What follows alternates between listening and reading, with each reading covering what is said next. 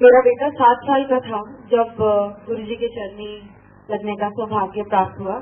उसको हर महीने बुखार आता था, 103, 104 रात को हो जाता था और काफी रेजिस्टेंट था सारी दवाइयों से।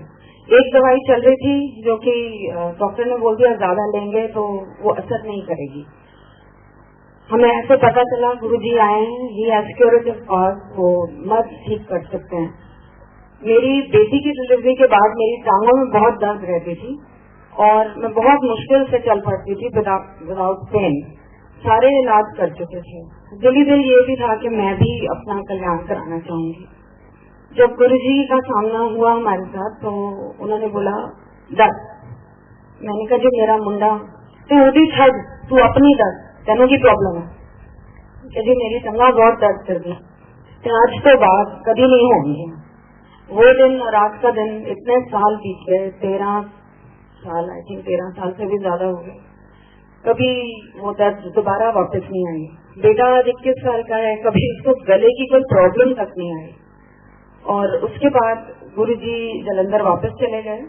हम उनको थैंक यू बोलने वहां गए तो गुरुजी ने हमें बोला कि रात को लुधियाना अपने सिस्टर के यहाँ रुको और कल दोबारा आना, दिल्ली वापस मत जाना। हमने ऐसे ही करा। बाहर निकलते समय मैंने एक भक्त को पूछा गुरुजी अपनी सीट पे कितने बजे आते हैं? तो कहते हैं जी द्वार हम 10 बजे सुबह खोल देते हैं, गुरुजी 11 बजे तक पाठ से उठ के आते हैं। जब हम पहुंचे मंदिर में कोई नहीं था, कोई प्रवचन नहीं चल रहे थे। गुरुजी अपने रोब पहन के अपने सिंहासन पे बैठे थे and he spoke to me in faultless English. हर औरत को आंटी और हर आदमी को अंकल गुरुजी बोला करते थे।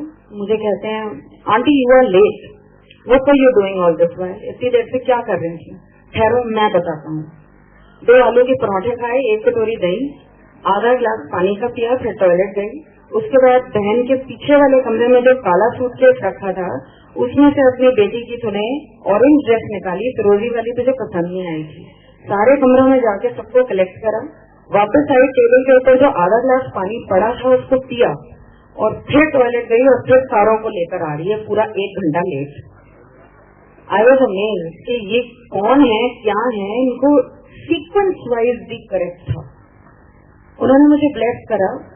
मेरा हीमोग्लोबिन उस टाइम 8 था। उन्होंने जोर से मेरी पीठ ठोकी और मुझे बोला 6 है, कोई नहीं फिक्र ना कर, 12 हो जाएगा, स्टॉप ऑल मेडिसिन। मैं दिल्ली आके जो मैं सप्लीमेंट्स लेती थी ब्लड के लिए मैंने बंद कर दिए और करीबन 1 महीने बाद मैंने दोबारा टेस्ट कराया, 11.6 आया मेरा हीमोग्लोबिन, जो कभी जिंदगी में नहीं आया था। मेरे फादर को lymphoma, cancer of the lymph gland declare किया गया और हॉस्पिटल जो दिल्ली में था, बहुत नामी हॉस्पिटल, उन्होंने 3 महीने का टाइम दिया कि उसके बाद वो बचेंगे नहीं। मैं आपको ये 95, 96 की बात बता रही हूँ, 96 की। और कहीं और हमने रिपोर्टें भेजी, 6 महीने से ज्यादा हमको नहीं मिले।